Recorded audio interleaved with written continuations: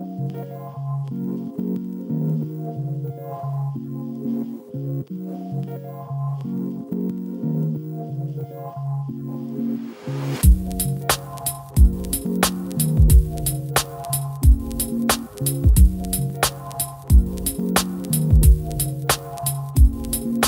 welcome to the industry. We're really glad to have Simeon Farrar with us today, being interviewed by denim queen Donna Ida. So I'm going to hand it over. Evening, hi there. For anyone who doesn't know me, I'm Donna Ida, and this is my very good friend Simeon Farrar. Hello. Who is the artist and fashion designer that we all know and love. Now, you're an artist primarily. Yes. So you went to art school. You're officially an artist. Well, I think of myself as an artist, but I don't. But I do various things. So I've always had a problem describing myself as a fashion designer or a designer because I don't feel like it. So it's always just like I've always felt like an artist, even though I'm in a different industry now.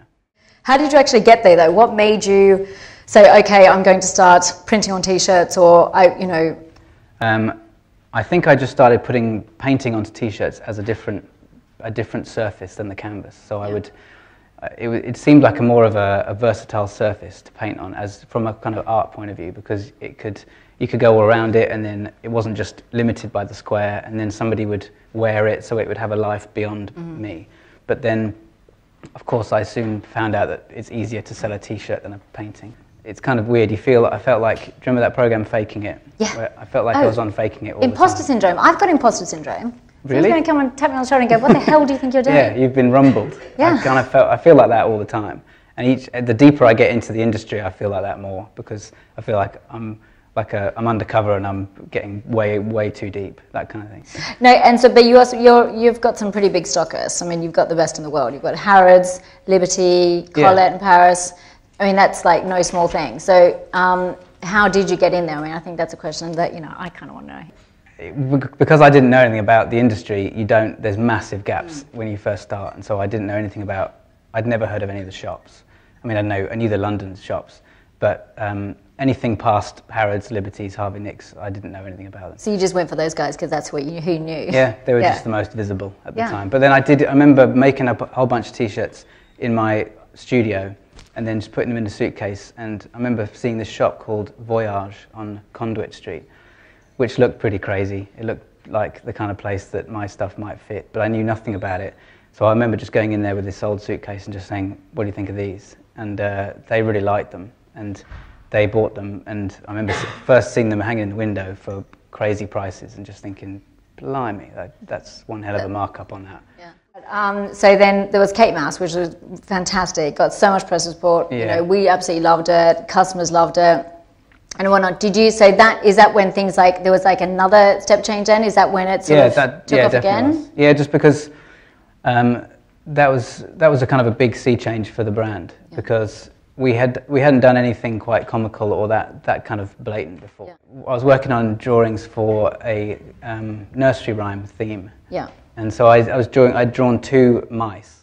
I just looked through magazines and I literally just saw a picture of Kate Moss and just thought that would be good. But I wasn't using it as her. It was just like, that's a good pose. Yeah.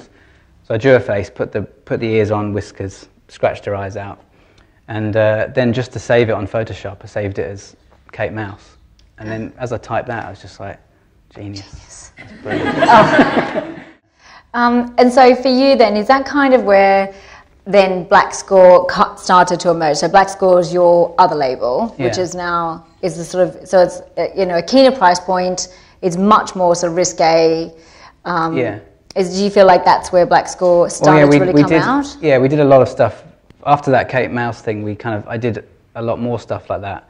And it was kind of dividing the label, because it didn't really, the more in depth I went into those kind of ideas, the less it fitted with the rest of the Simeon Farrar label. So I found that really good fun. I really wanted to get into that. So I thought I'd just start another label where I could just go to town on those kind of drawings.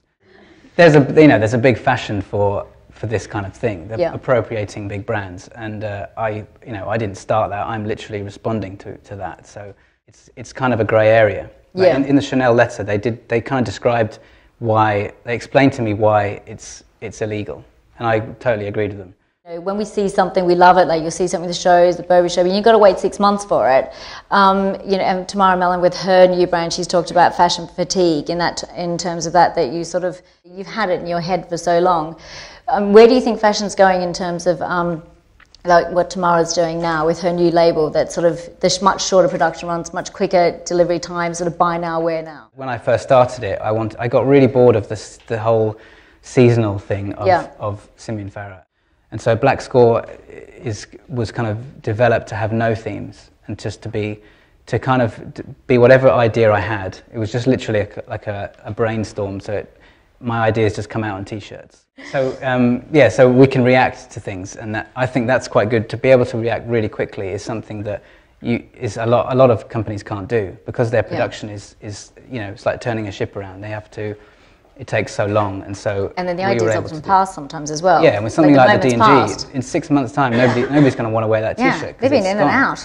Yeah, exactly. On parole. They'll have appealed and they'll have gone. So my question is, when that first time you started coming up with those ideas about Chanel and what have you, did no one say to you, you're going to get in trouble for this? Or did you know that really deep down somewhere and that was part of the point? Well, I did know deep down. First of all, I wasn't going to sell them. I made them just to give away. They were just for that Fashion Week stunt, so they were just to give away. I didn't know, at the time I thought, if I'm giving them away, then I'm not profiting from, financially profiting from their brand, so it must be okay. So I did go into it like that. But then having said that, they were so popular that I did start selling them afterwards. There's a gradual falling. It was a gradual ignoring of my knowledge of law. So yeah, in retrospect, we were very lucky, but because they could have shut us down totally. So I figured for the brand to get anywhere, you have to take some risks, and that's kind of on that kind of line. That's where you do some good work on that kind of, when you're straddling that line of these probably shouldn't be sold, but you've got to sell them and give it a go. And loads of people have done it before me and got away with it, so I figured I'd chance it as well. So big thank you to Donna and Simeon.